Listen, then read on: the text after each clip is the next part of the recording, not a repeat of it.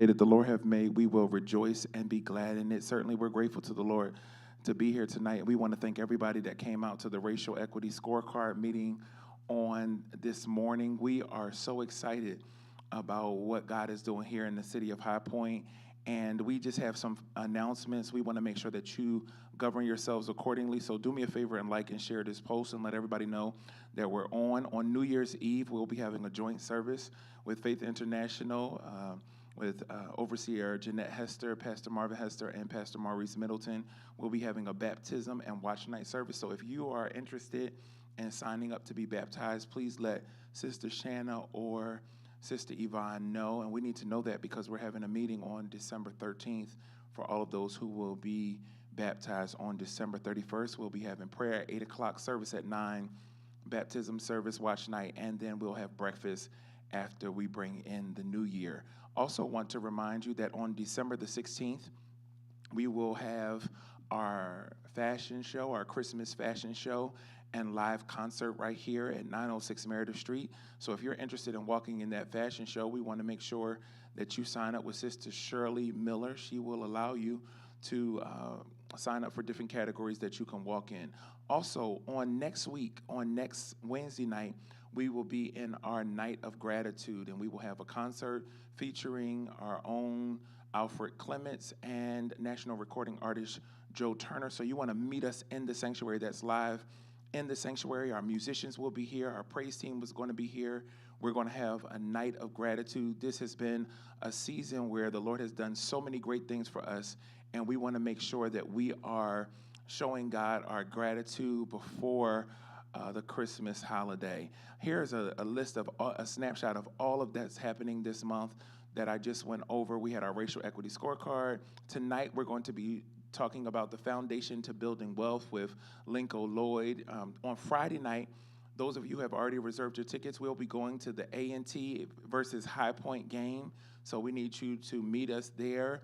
If you've already given your names, you've been given instructions, so please make sure you meet at the appropriate time. Women's Ministry will be meeting on December the 15th. And then we have all of the things. The church meeting is one thing I do want to mention. On December the 20th, I want to make sure that everybody is in the sanctuary for our all-church meeting. This is where we'll go over the entire year that we've had. I'm going to go to this next slide so that we can go into our presentation for tonight. But before we do, I just want to make sure I'm going to show you our South Africa trip video. It's coming up very soon. In less than a year, we'll be all going to South Africa. So if you want to be a part of what we're doing, we have individuals who are flying from all over to meet us in South Africa, Philadelphia, D.C., South Carolina, North Carolina, and so many that are going from the church. There are a few more slots, so if you're interested in that, please make sure you see us for the details.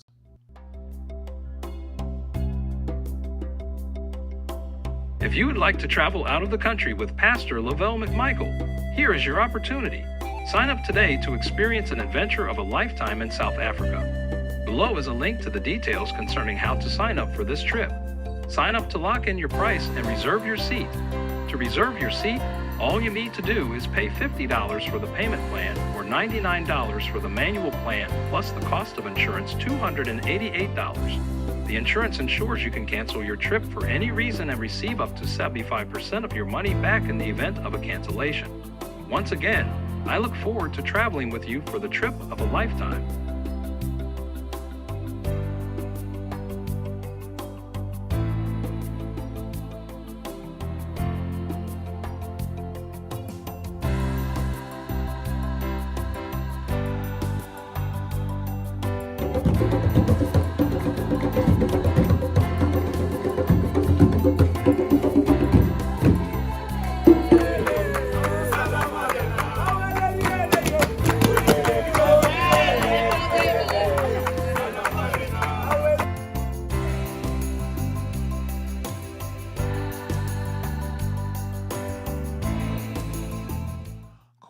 Back in the sanctuary, and we're excited about this opportunity to have a live discussion with Mr. Lincoln Lloyd, and he is going to be answering some questions. He's going to be talking to us about wealth building. We've been preaching this season about us refusing to die, but there is no sense in refusing to die if we're not going to live life to the fullest. The Bible declares that God would that we would have life and that more abundantly, and he would that we would have life and wholeness even as our soul prospers. So the only way we're able to do that is if we are able to naturally know how we are to build wealth. And one of the things that we learned in our men's meeting on this past Friday is that wealth is the things that God has made, but riches are the things that man has made. And we are, as a church, in a position where, as our community is rebuilt, as we are looking to rebuild how we see ourselves, that we're making sure that we're doing what we need to do for ourselves and our families so that we can have wealth, not just spiritual wealth. It's one thing to be a Christian and to be saved and to live a righteous life, but how many of you know it's important to have some money with that? Amen. If we came to church and we praised God we would praise God a little bit better if we didn't have no debt. We would praise God a little bit louder, amen, if we had some more money in our account. You know what I'm saying? So we want to make sure that we're providing the tools and the resources. So you can pick up your mic. We're going to talk for a minute. Number one, they know who I am in Greater New Hope Land. But tell us who you are. This is Mr. Lincoln Lloyd. Tell us where you're from and tell us why you're here tonight. Thank you, Pastor McMichael, and give an honor to the pastor and to the congregation. Grateful to be here. My name is Lenco Lloyd. I'm originally from East Orange, New Jersey, born and raised. Moved down to North Carolina in 2004. This is my beautiful wife, Dee Dee, and my son, Xavier, in the back. We have two boys, 17 and 10. I got into the insurance industry because I've been to multiple jobs in the past, and going from job to job, you get to go through the orientation, and the HR person come and give you a packet and say, "Here, take that home and fill it out." Right? Y'all experience that? Yeah. And nobody ever knows what they're filling out, right? And that bothered me, and so I said, you know what? If no one is going to teach it to me, I'm going to learn it, and I'm going to teach it to others. So that way we'll know what we're filling out. So I have a passion to teach people about, the foundations of wealth. And so I've been invited here just to empower your community, your church, because we need to be more literate about finances. Would you agree? Yeah. And so there's a foundation to it. And so that's why I'm here to just educate you on the fundamentals of it. Wow. So I'm grateful, and I have learned over the years that we don't talk about money because we're not literate and we don't know what we're talking about. And so we shy away from things that we don't know about. And what's the reason why we're doing this, and we will probably continue to do this, is because many times you will see that people, when they're living, they're not able to live life to the fullest. And then when they're gone, they leave more of a mess than when they were here, because people are trying to clean up the many bills or whatever. And one thing so earlier today we had a race equity scorecard presentation here in the sanctuary, and it shows the disparity of the African American community in relationship to the white community. And for years we have not transferred wealth from generation to generation, and a lot of that is on part of the city and its policies and practices. But if we then look at where we can play a role in our own wealth building, then once they take ownership for that, we have to take ownership for what our part is and what it is that we need to do. So I really want us to have a deep dive in a conversation about how we can take personal control over our financial situation, because many people, we have a lot of people that are here tonight, but there are many people that are watching by way of the broadcast, and they will watch the replay, and they will be able to get the nuggets that you provide us. So if you could just talk to us about the importance of wealth building and why we should do that, then that'll kind of lead our conversation. I'm gonna leave you for a minute. I'm gonna do something technical. And we're praying for Serge. He's sick tonight. We're praying for Sister Shanna. She's sick, and I'm training. So I'll be back. You talk about that. I'll be back. Multiple things at once. But yes, what I've come to learn, saints, is that there is a difference from getting rich and building wealth. Right? Getting rich. Oh, I want to be rich. That's for today. That's a moment, right? Wealth is a mindset. You create wealth by how you think. How you think is what you speak is what you do has become your reality, okay? Wealth is built for generations. The Bible talks about building wealth. You leave an inheritance for your children's children. That's generations, right? And so the disparity in our communities is because we don't have the financial literacy trickled down from our elders, right? Our great-greats. I remember coming up as a child, and I remember the insurance man coming to my grandmother's house, collecting the check, right? And Mr. Taylor was his name. I remember his name, right? And I remember him collecting the insurance check. But as a young kid, I didn't know. We were never taught the importance of life insurance, right? Our grandparents just knew we need to put insurance on the babies, whether it was $5,000, $10,000. That's the extent of it. As we got older, still no one taught us about this, right? But yet, when someone passes away, what are we doing? Church, fish fries, fundraisers, GoFundMes, right? GoFundMe is not an insurance policy. It does nothing. It just buries the person. That, like Pastor said, they still leave behind a mountain of debt, mortgage that still need to be paid, kids that still need to go through college, right? At what point is this ever going to change? Think about it. At what point will it ever change if we don't change our mindset about what's important to the next generation? Does that make sense? Yeah. Yeah. So I believe. Let's talk about the ways that people can build wealth. So a lot of times, I guess before we even get there, how do we get out of debt? That's a good place to start, right? Because sometimes we can talk about wealth, and people saying, "Wait a minute, I don't even have a savings. I'm working from paycheck to paycheck, and all of what I'm getting, I have to put on bills." So how do you take them to that point? And use this because this is a little bit better. So let's be practical about this, okay? First thing we want to do is budget. That's the most practical thing we could do. Budget. People hear budget and say, okay, I don't want a budget. Why? It's not restricting you from doing anything. It's just telling your money where it needs to go.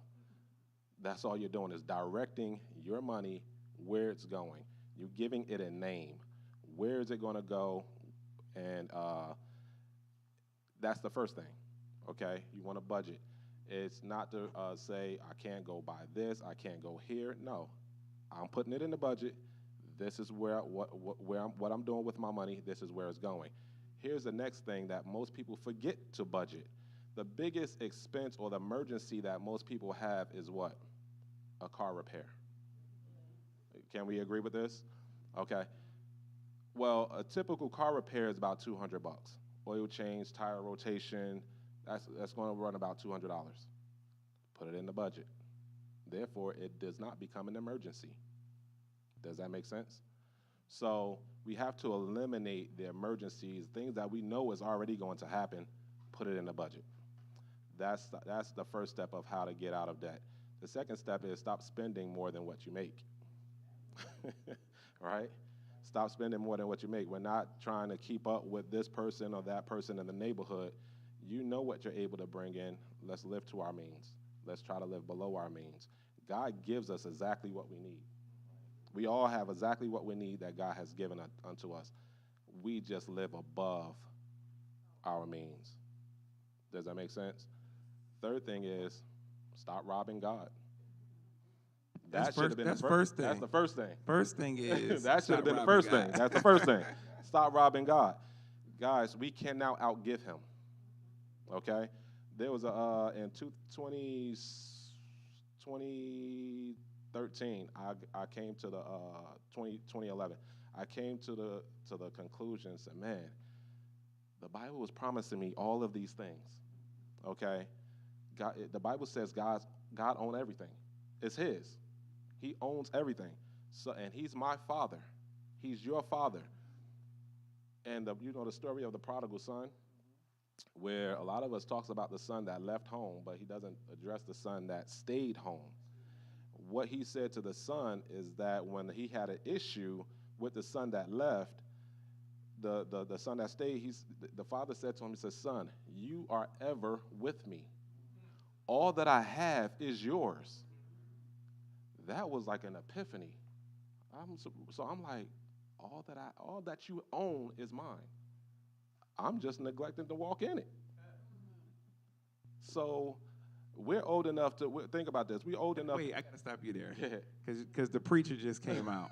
Because we are constantly at home with God, but running out in the world where we will run out, and we will realize what we are without our Father. Yeah.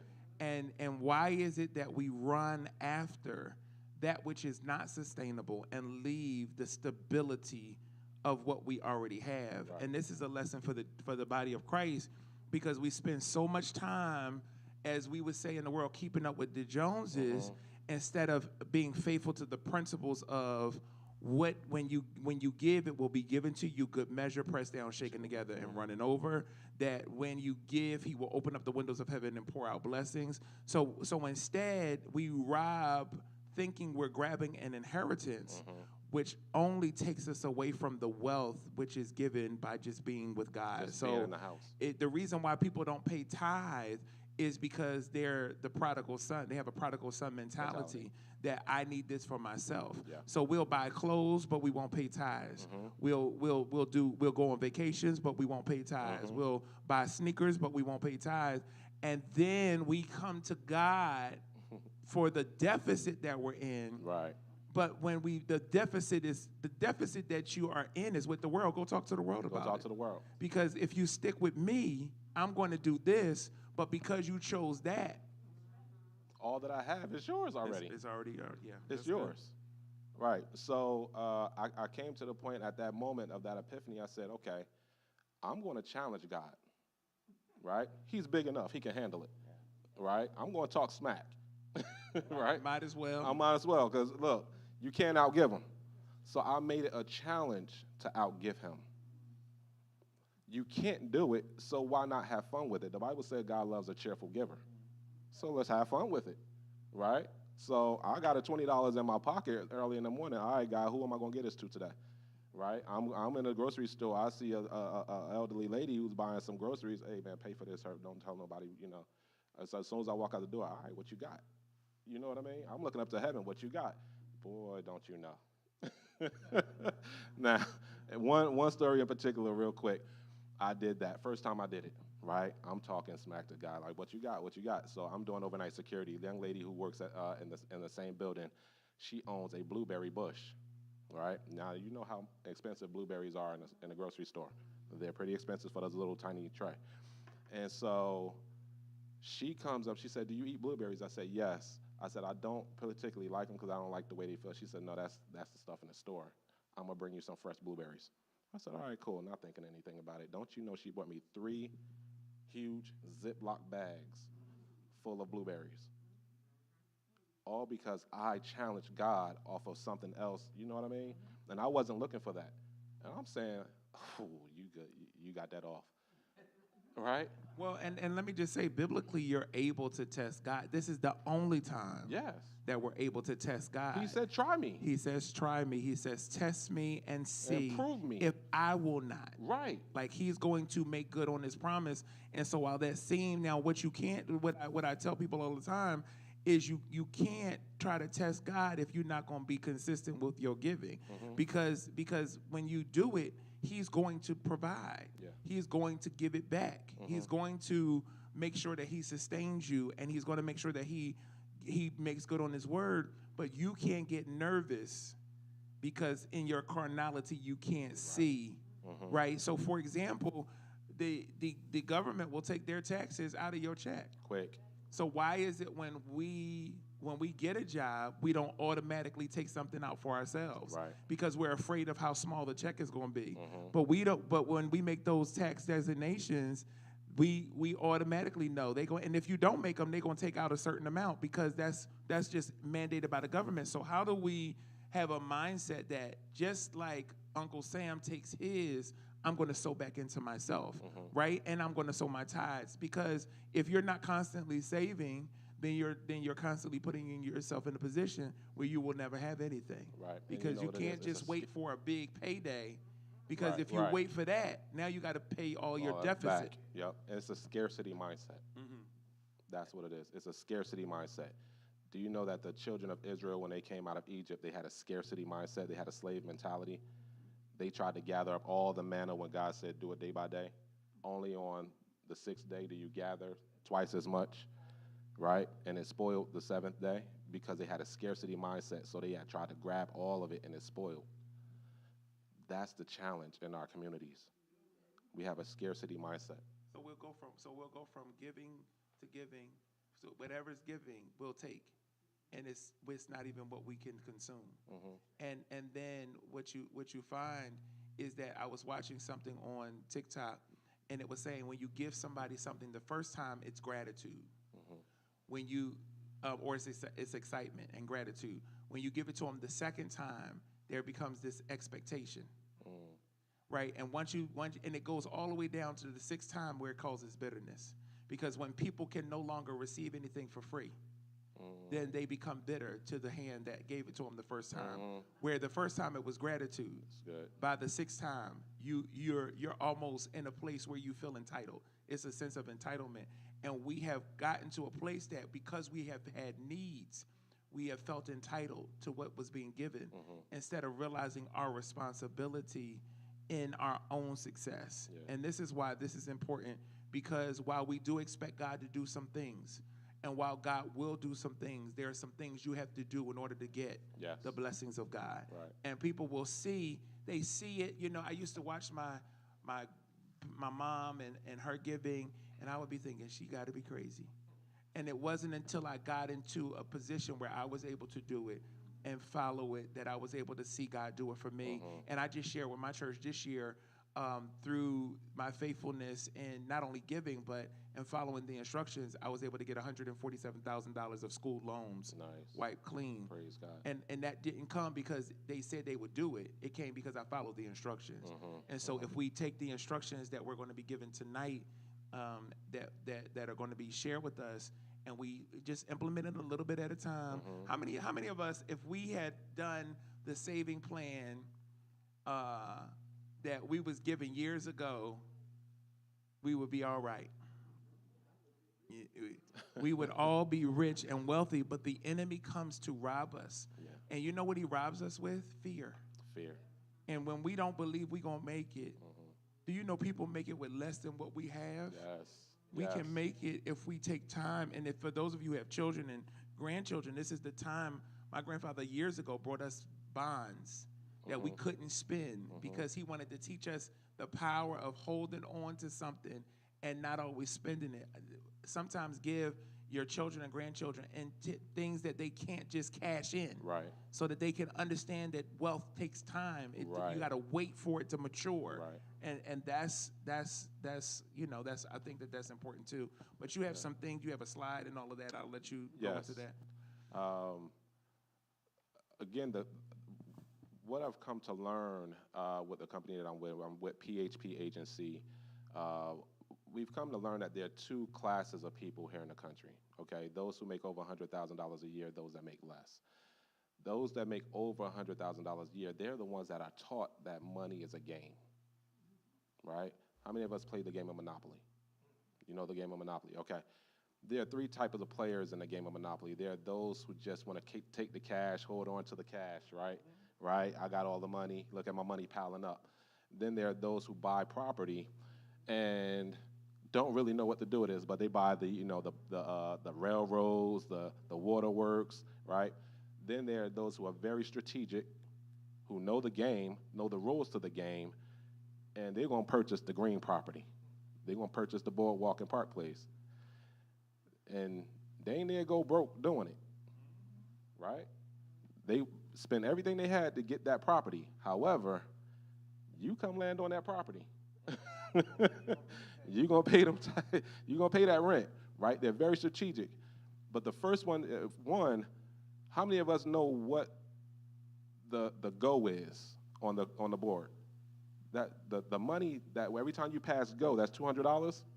That's a salary, right? That's the person who just all they want to do is work a full-time job, be a W-2 employee. This country is not set up for us to be a W-2 employee. It's not. It's not set up for you to be a W-2 employee only. That's the first person that goes broke in the game. Okay? The second person that goes broke is the one who buys the property and don't know what to do with it. They sell out to the very strategic one who's just building up houses. Now they're building up hotels. Now they own the whole board. Okay? The 10% know the rules to the game of money. They're the ones who have, the financial planners, the real estate professionals, the insurance professionals like myself. They put money into accounts that will average them about 4 to 12% interest on their money annually, okay? Typically homeowners, and at the age of 65, they have the choice to retire with financial dignity.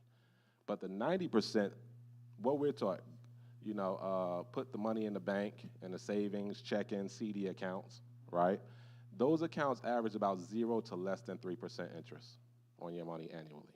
Now, how many of us in here know about the rule of 72? You know about the rule of 72, Pastor?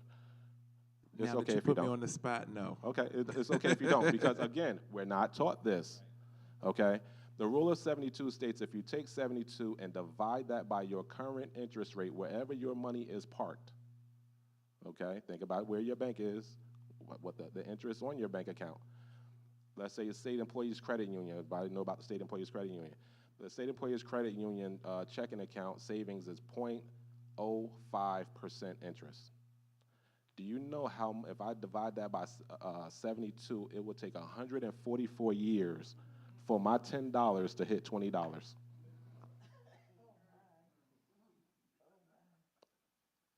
That's disturbing. But yet all we're taught is put your money in the bank. So the 90% are usually renting, not all of them, but most. And at the age of 65, we see this every day.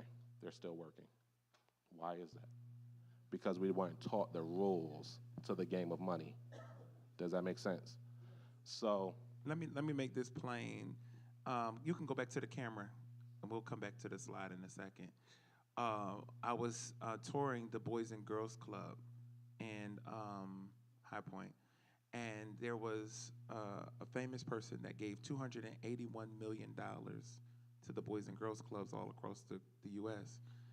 because that was the money that, this was a wealthy family, that's the money that their interests, right? So until you have money like that, that's how much they had to give away. That was less than the money they had to give away.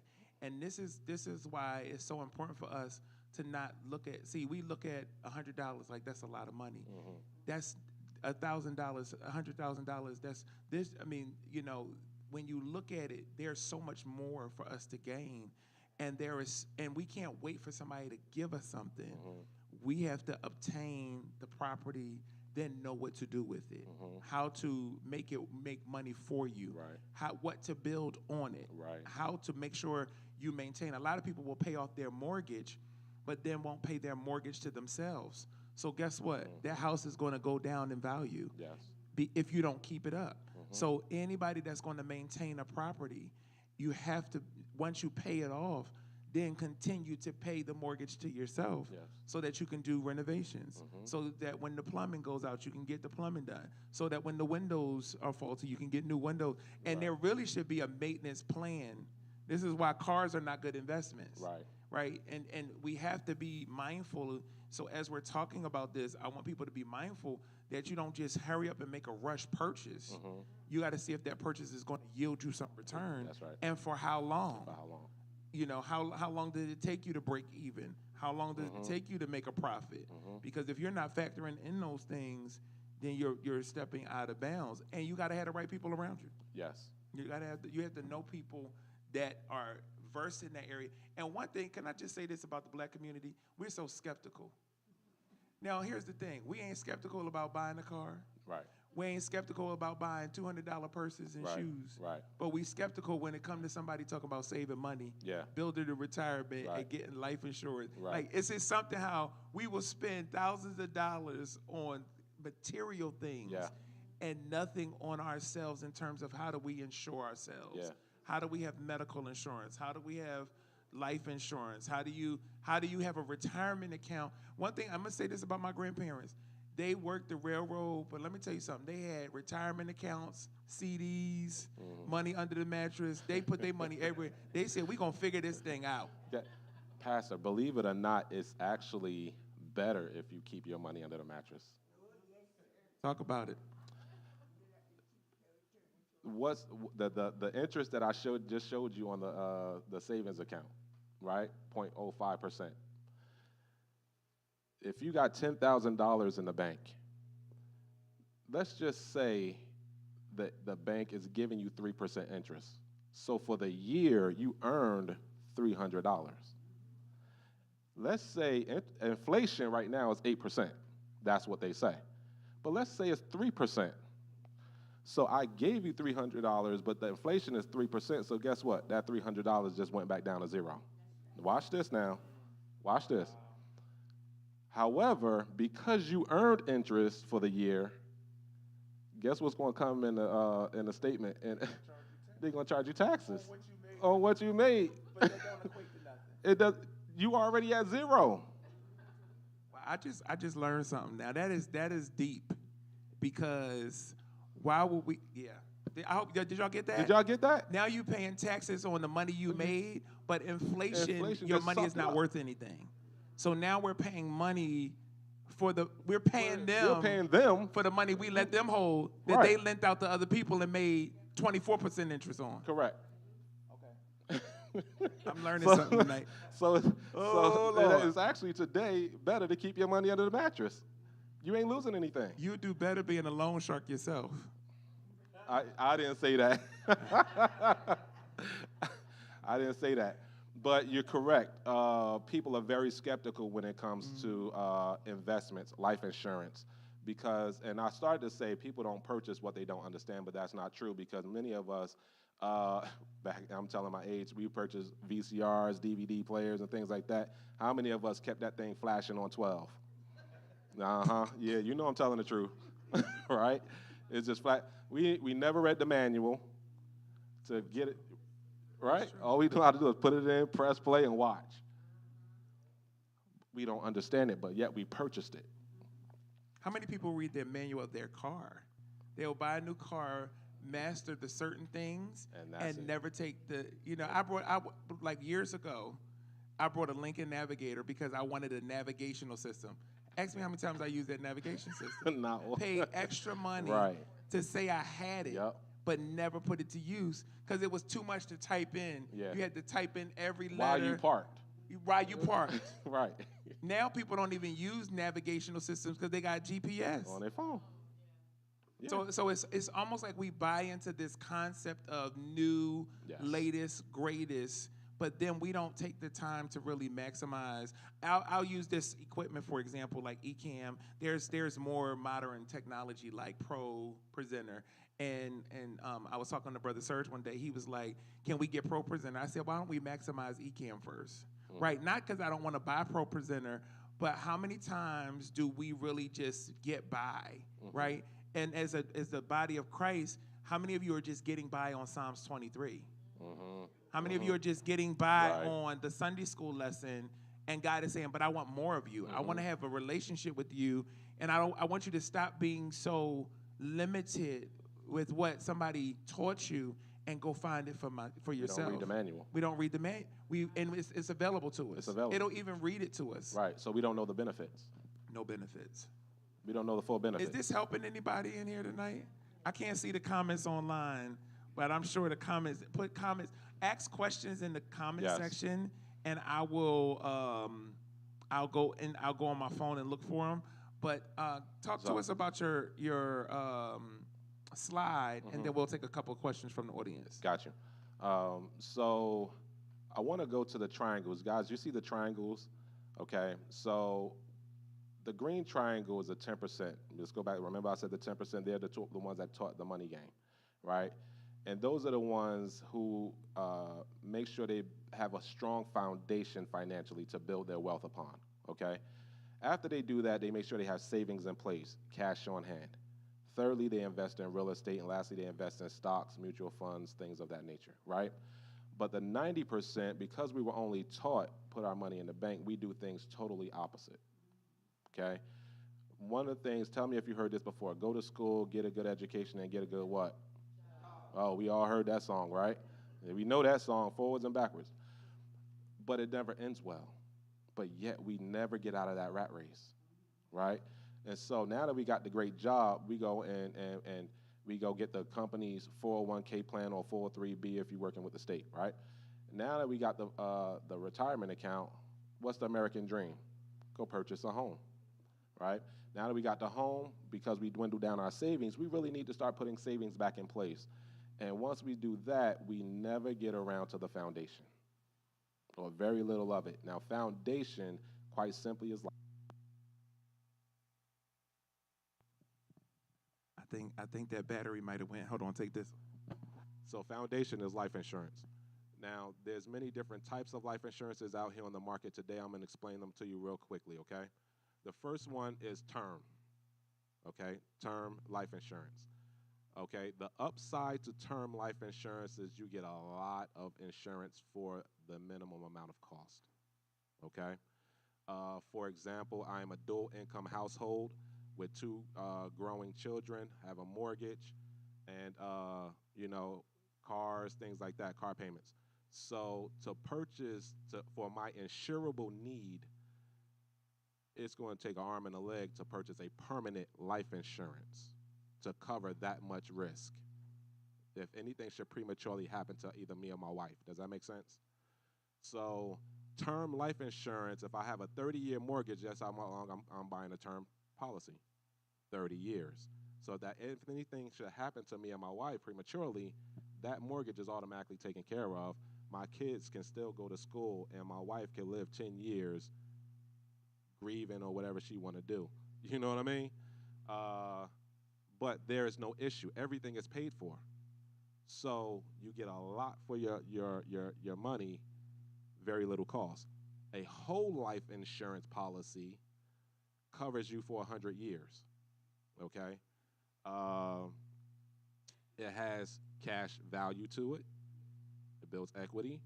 It builds equity slow and steady. How does it build equity? If I overpay on my premium to the insurance company, at the end of the year, they take up the overpayments and divide it up amongst the policy holder, and it's called dividends, okay? The policy that I'm talking about up here is called an indexed universal life insurance policy, okay?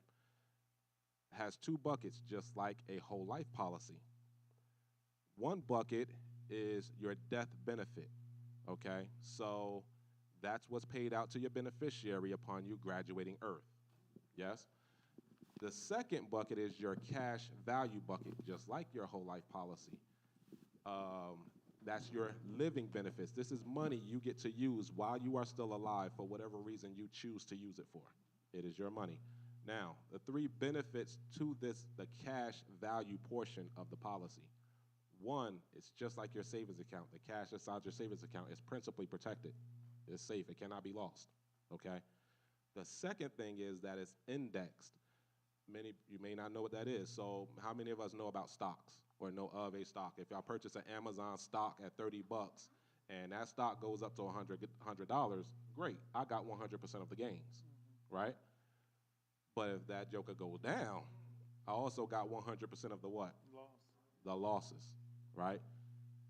But with indexing, you do not get 100% of the gains. You get a portion of those gains. However, when the market goes down, I don't lose anything. I don't lose a dime. The market goes back up, here we go back up. Market goes down, we plateau again. So your money is always going up. Here's the best part.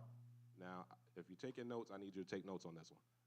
All the cash inside the cash value part of the policy is tax-free income and penalty-free income. Did you know that you could build wealth and retire off of life insurance policy? Okay.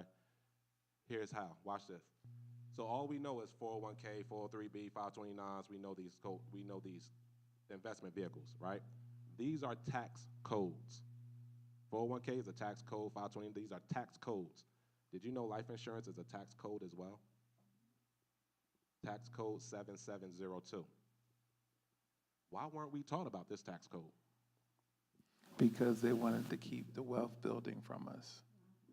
That part, and they know that Uncle Sam would never get his portion. You're going to pay taxes when you go to take disbursement from your 401k, your 529, your 403b. You have to pay taxes, right? Think about this. On paper, I have another 17 years to work to draw Social Security, retire, things like that on paper, right? Pastor, if I say I'm going to loan you $100,000 with interest, of course, however, I'm not going to tell you the interest rate on that money until it's time for you to pay me back in 17 years. How likely are you to take that money? Yeah, somebody said, That's not a good deal, is it? No, why not? Because the interest rate can go up, and then I wind up paying back more money than I borrowed. Correct. You don't know what the interest rate is going to be. Right. So think about this. Are we paying high taxes today? With the track record of this country, do you think that taxes will ever go down or continuously to go up? They're going to keep going up. They'll keep going up. So tell me what the tax rate is going to be when it's time for me to draw out of my 401k plan when I retire. You have no idea. Hence the reason why the 90% goes back to work at the age of 65. Is that sinking in? Yeah, it makes sense. It makes a lot of sense. Yeah. Because that's the only vehicle we were taught. Go back to the camera. Let's come back to the camera. That was the only vehicle we were taught to put our money into. We were not taught to put our money into a 7702 life insurance policy where there are no taxes coming out. You know exactly what you're going to have when you're ready to retire or draw from that policy. And you don't pay taxes. And you don't pay taxes. And what's the max that you can put in it? Whatever your heart desire, whatever you can afford. But the policy has to make sense. What I mean by that, I cannot take out $1 million policy if I'm working at Burger King, living in an apartment. The insurance company will say this doesn't make sense. So it has to make sense with your salary, your assets, what's your, it has to make sense to them why you want a policy like that. Think about this. You're pastor of a church. Sit down with many churches. Where do we put our tithe and offering money? In the bank.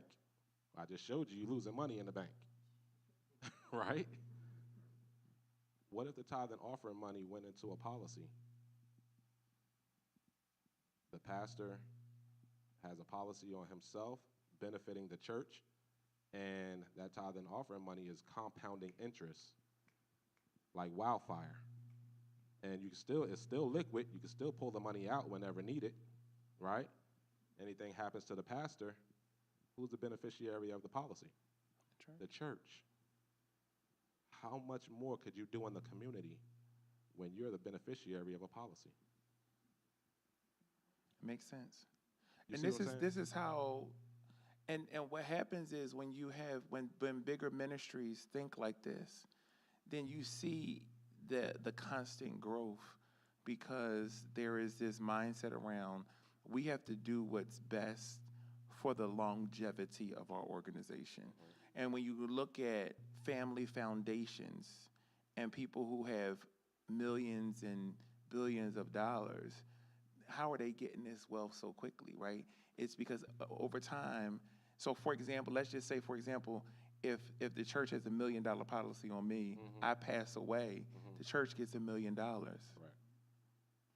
What does your neighborhood look like after that? If they know what to do If with they it, know what to do with it. right?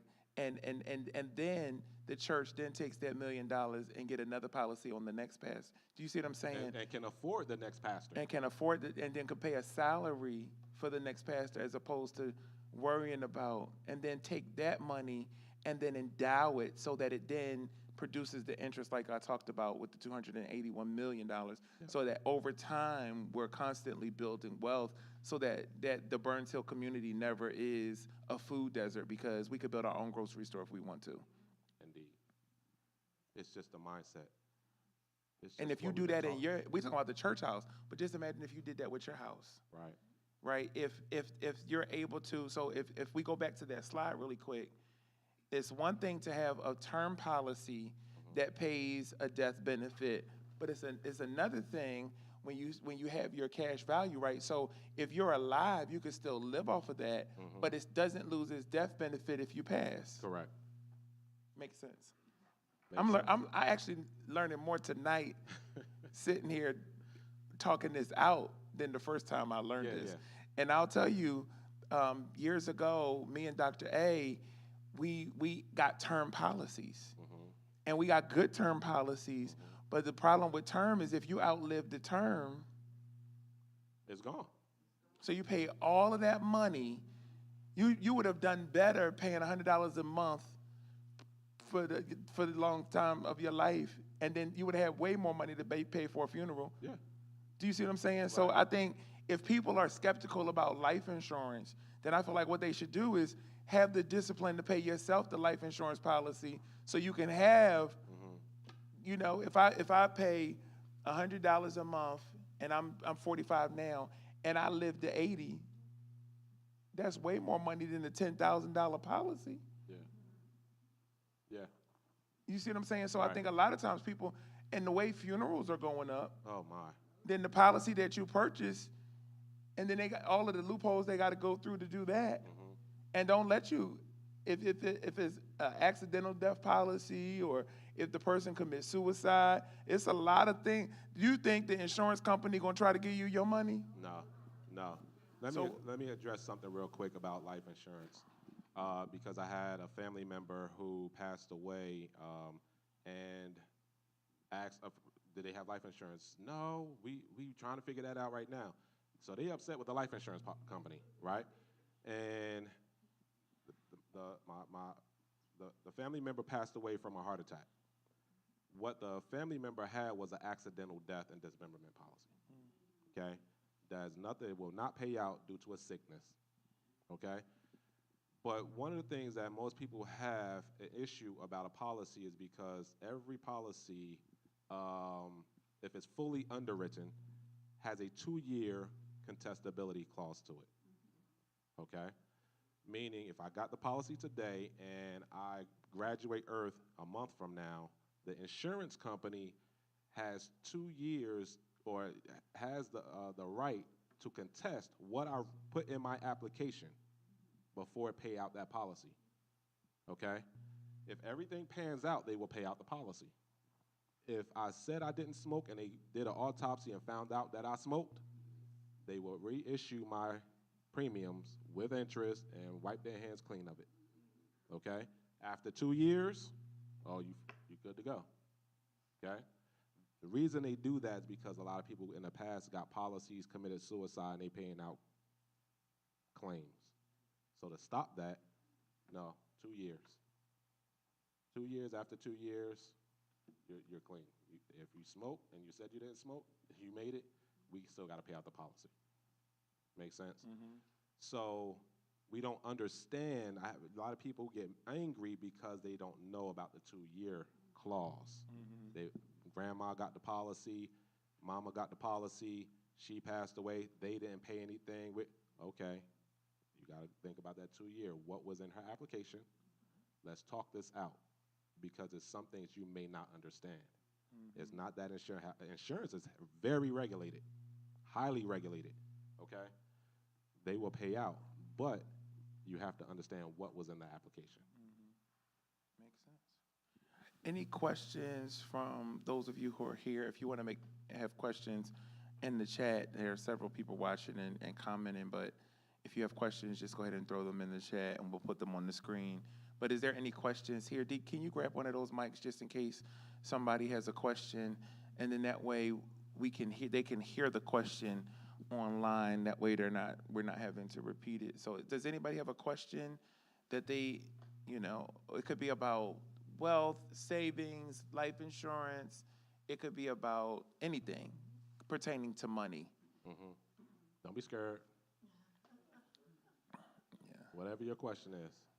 I know it's been a rich discussion. So it's always, I always wonder about how we better support the community and just doing finances better. So yes, Stephen. So my question is pertaining to budget, which I've been married 40 years and never been on a budget. Where would I need to start? Do I just get my bank statements to see where my money? I don't want to go and see. I've been Barbecue Joe's for a while. Yeah. But do I get my bank statements and go through them? And how do I columnize, like, expenses? And, where do I start? That's a great question. I don't know where to start. That's a great question, yes. So I'm not sure if you're a spreadsheet, Excel type person. Yes, I can do that. Okay, there you go. So you're very systematic. Yes, pull up your bank statement if you are the type of person that like to swipe.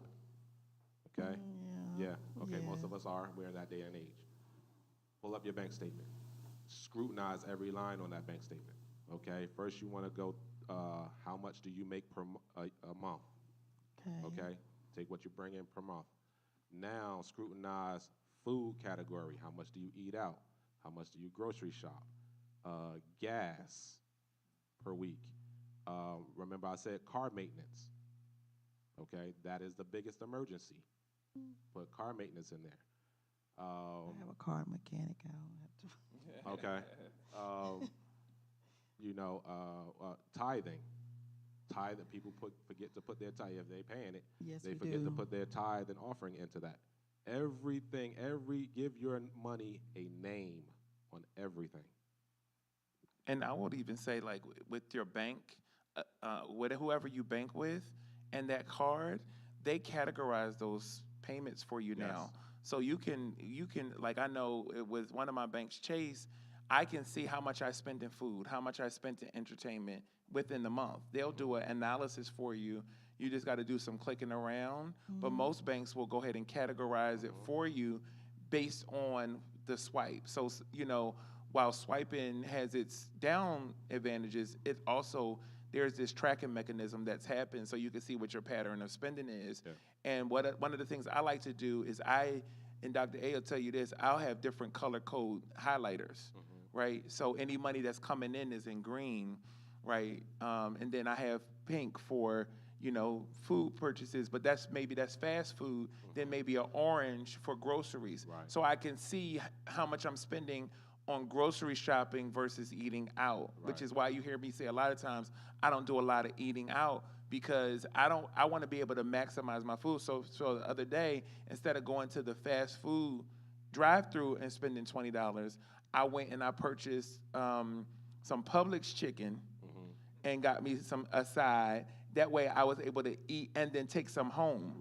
Right? Because then that way I'm not spending all of that money in Chick-fil-A for 1 or 2 pieces of chicken. I got 8 pieces for $9.99. Yeah. That makes more sense for me financially than going to Kentucky Fried Chicken and paying $10 for 4 wings. So understanding how to, once you do that spreadsheet or once you do that printout, it will cause you to think before you swipe. Yeah. Right? How often am I filling up gas?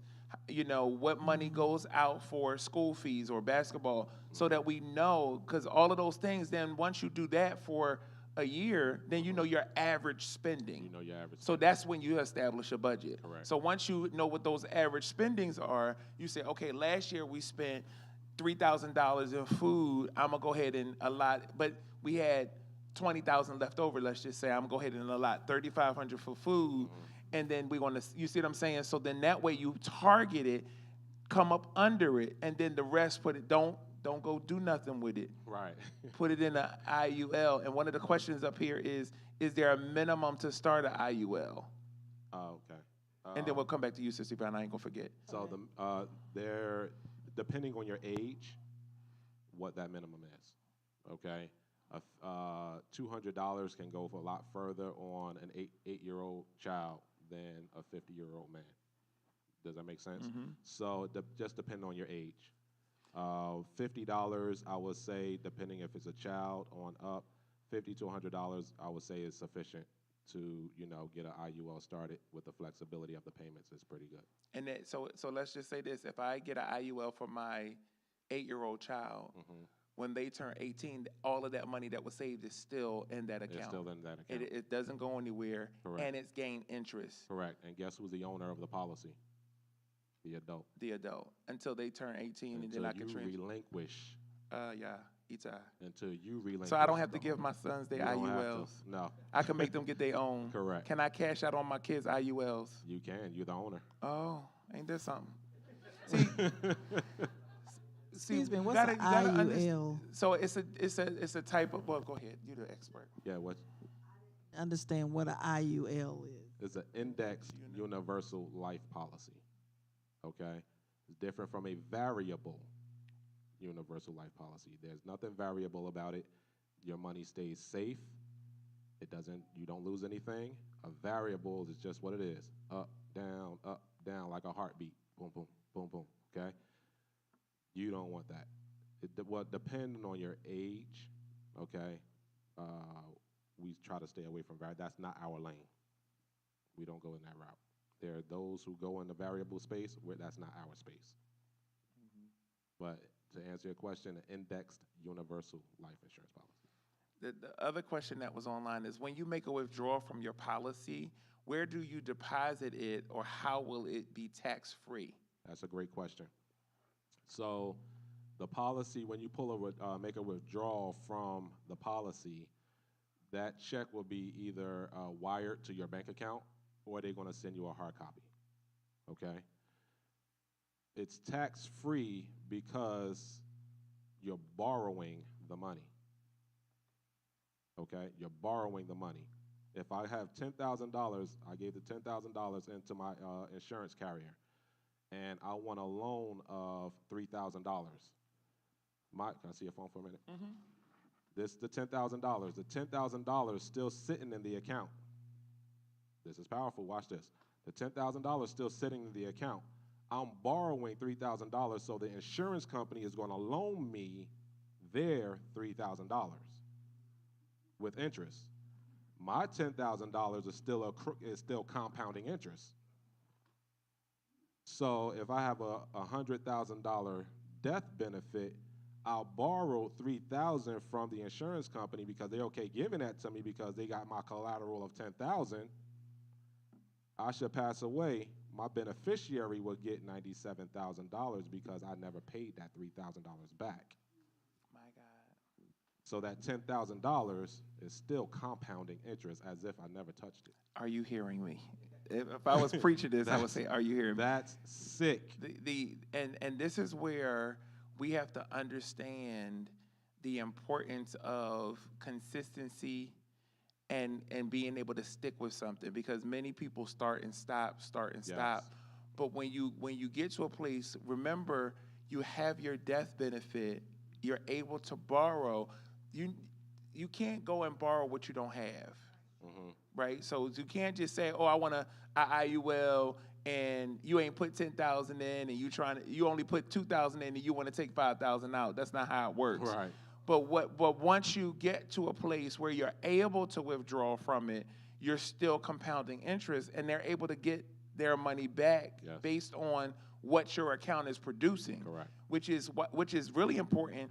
One, because now you're able to take out tax-free money, to Kim Irby's point, but then you're also able to continue to grow the wealth that you're wanting for yourself and your family. Yes. So now tell me this, Yvonne Weaver says, is it hope for creating a nest egg after the age of 65? There's always hope because the insurance policy does not have to be on you. If you got grandbabies, you got babies, you want to put that policy on, again, you're the owner of the policy. $200 will go a lot further on that 8-year-old child than a 65-year-old woman. Talk good. You So- talking good. You got grandbabies? Pow. Here, baby, you got a policy, you got a policy, you got a policy. I'm putting my money into these babies' policies. I'm the owner of the policy, so I control the cash. Does that So make if you sense? needed to take money out on the baby's policy for yourself, I control the cash. and they still got their And they base, still got the- if something happened to you, they still got a policy. Correct. If they know how to use it. So the key is to not just get it on the babies, is to keep those 8, 9, 10, and when you paying that life insurance policy, sit them down and show them what you're doing and tell them, don't ever get rid of this. This is how you keep this going. Yep. Because that's how you do wealth building. That's how you do transfer of wealth, because now, right, I'm able to transfer that knowledge, and it's not something that they got to learn at 65, to Yvonne Weaver's point, Right. but they learned it at 8, 9, 10, so they making different choices in they swipe. Mhm. They making different choices in their purchase, because it's like, no, wait, whoa, I want to be able to do this, Yeah. and this. So that's a whole different mindset. And so back to Sister Yvonne's budget before, and y'all, we gotta go. Our time is Yeah, up. it is. It is. But I will say, Let me address this real quick. okay. To, what was it, Miss Shelby? What was that? Irby. Irby. No, that's this one, the last one. Yep, that's the same 65. person. Okay. Oh no, Weaver. Weaver. Okay. Now, if you don't have life insurance, you make sure you get someone yourself. Okay? It doesn't make any sense to put insurance on the grandbabies and you don't have any insurance yourself, and you're scheduled to go next by God's creation, by God's design. Okay? Let's keep it real. Right. Okay? By God's design, on paper, you make sure you have some first, and then you cover the grandbabies or, children, whoever the case may be. But I wanted to make sure I said Right. that. That's important. Yes. Yeah. By no means are we saying don't insure yourself and insure Don't- everybody exactly. else. That would be a foolish move. That would, yeah, for sure. You got to say that, though. Absolutely. No, you're talking good. You're talking Right. good. And to the budget point, once you have that 12-month projection, then you're able to see where you can cut to. So this is why, and I know my church, I'll just use myself as an example. Me and Dr. A haven't had cable, and since we moved into our new house.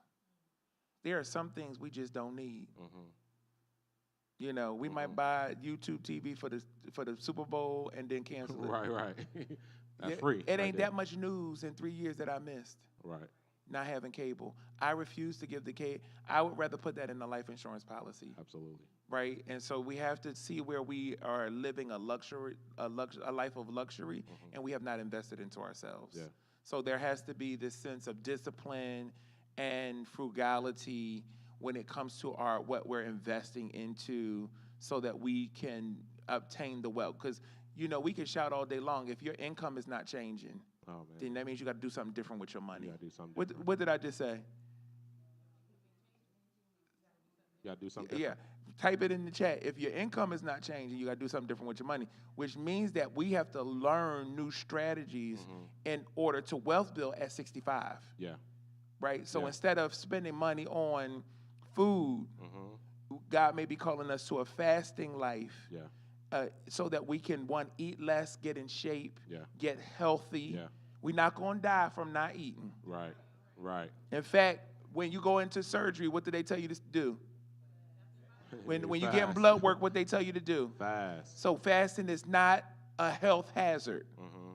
It is a health hazard to us, so we have an excuse not to do what was intended by God for us to do with our own bodies.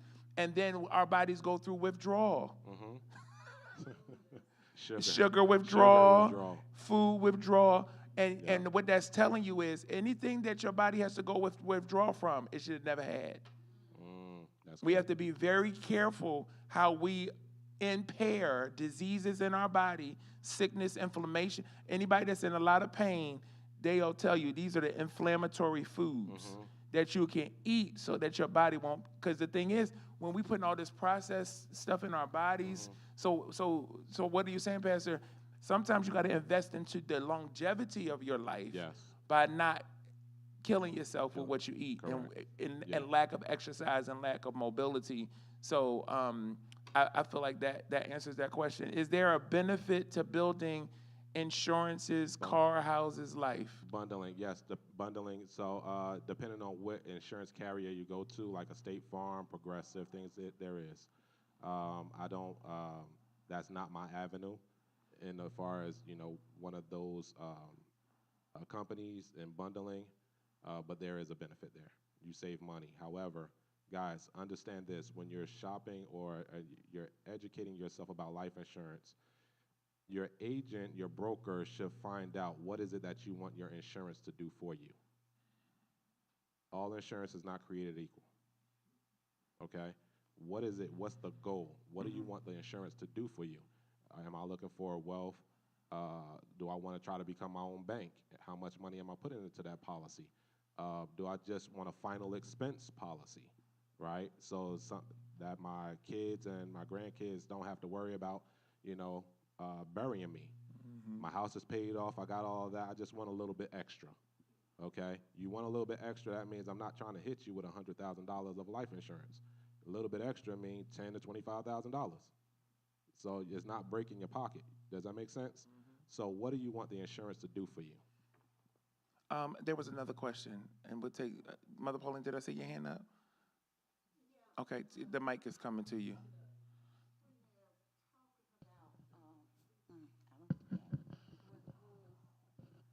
That's okay. Well, if it come back to you, because I saw a hand and I was looking down. No, I was Mother Pauline. When it come back to you, let us know. I'll let you ask it. It's okay. Okay. So we All got right, time Andy for has a question. One more question.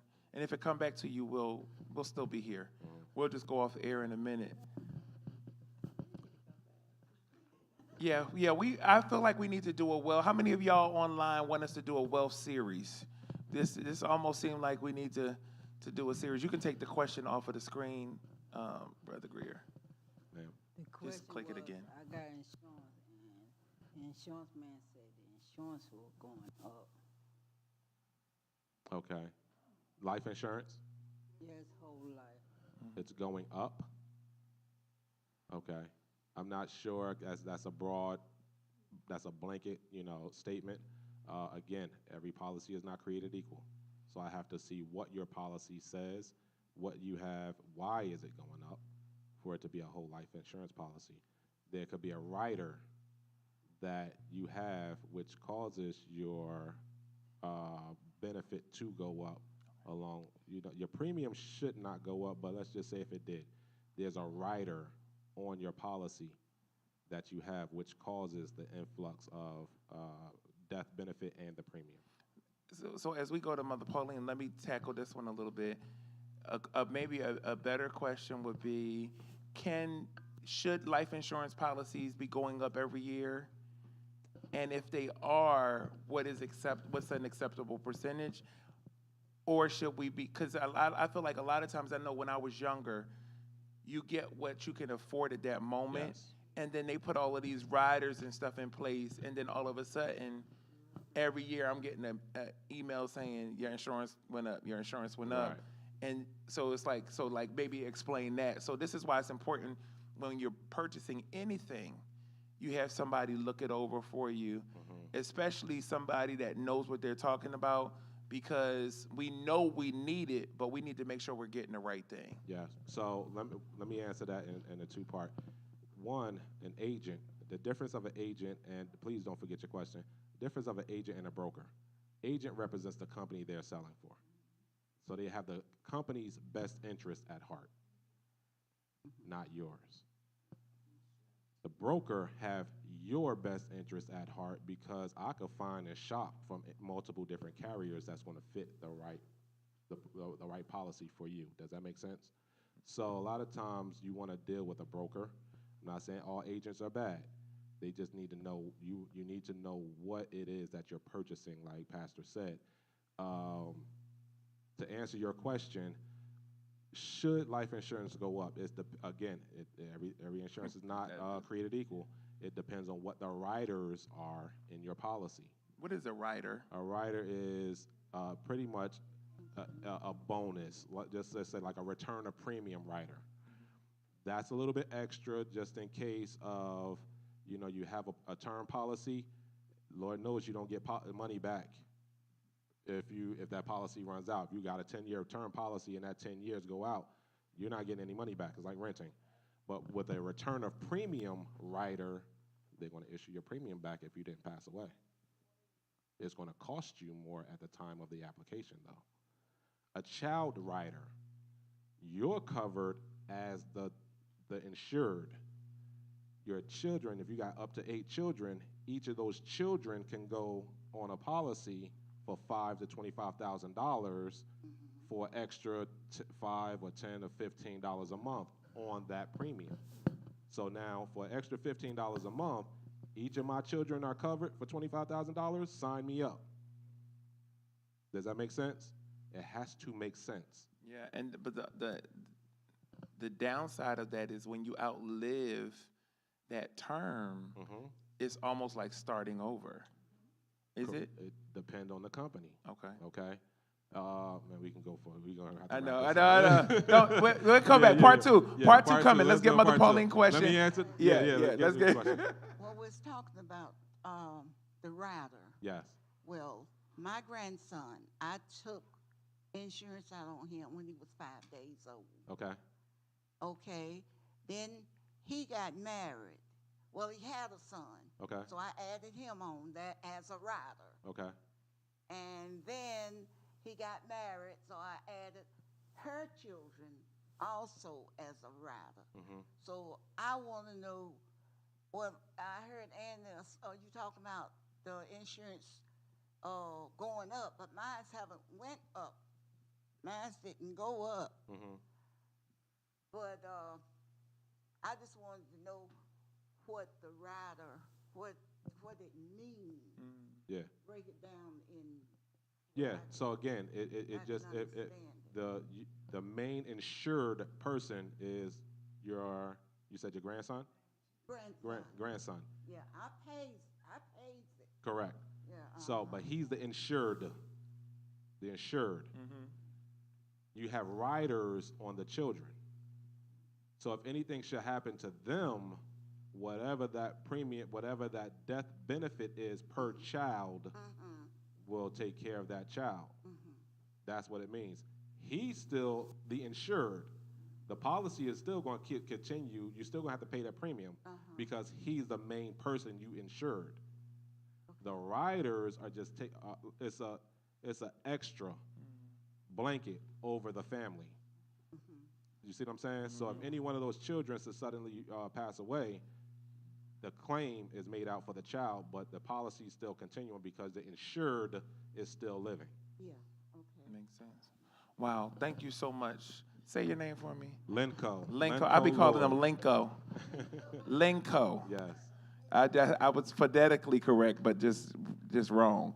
So Lenco Lloyd, and we're just really grateful for him. I heard him speak at the men's huddle that I go to every other Wednesday, and from there we started having conversations. And I'm a figure it out. I want to know if you know what you're talking about, and so I probably known Lenco for about a year now, because I'm like, well then yeah, call me, and then let's talk about it, and then we did a Zoom with his wife and business partner, and just started, and they even did a financial analysis and gave us a breakdown of where our money is being spent. And you got to be honest about where your money going. How much money do you have in debt, and how many items you got in the trunk that you didn't bring in the house. You know what I mean? So, but we have to talk about finances. I want you to be wealthy. I don't want to just lay hands on you and prophesy over you and then don't give you the tools.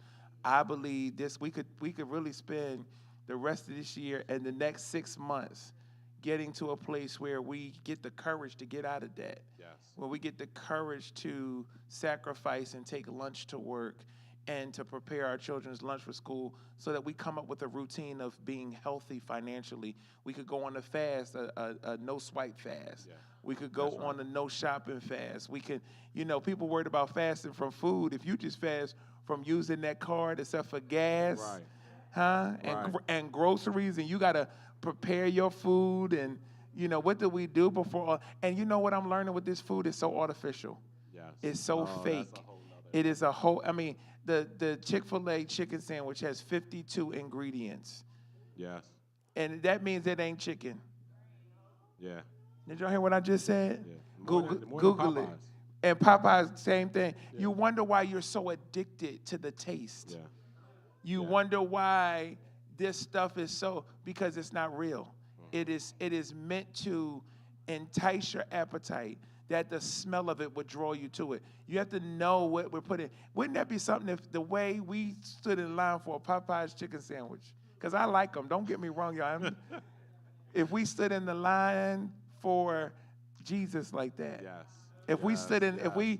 the way the parking lot was packed and jammed today, if we had that type of love for God, we would be in church at 8 o'clock on Sunday. It wouldn't matter. That's right. Because That's so right. I'm asking you all, we're so grateful for this opportunity. Mm-hmm. On Friday night, the North Carolina A&T versus High Point University at High Point University. So if you have already reserved your tickets, please get there. Listen, this game is sold out. You cannot get a ticket in sight. But so if you're going, we want you to go because we've reserved the tickets. If you're not going, I have so many people who want those tickets. People want the tickets. So if you're not going to go, please let Minister Greer know so that we can get those tickets out. Friday is that. Sunday is worship service at 8 a.m. And then also next Wednesday, live in the sanctuary, we're going to have a gratitude concert. We have our own. Look at you, Reverend Greer. Look at you. Y'all, he did that by himself. Let's go. Right. So we have the Night of Gratitude concert with Alfred Clements and Joe Turner from Virginia. And then we have the fashion show and concert, I believe. I saw on the flyer. Then on the following Wednesday is the all-church meeting. This month is gone. We are already in the new year. And then on December 31st, we're going to have baptism and breakfast. We're going to have watch night service with Pastor Overseer Jeanette Hester and Marvin Hester, as well as Pastor Middleton. And some other churches are asking us, can they get on board? We don't always do watch night services here, but we're asking you to come out.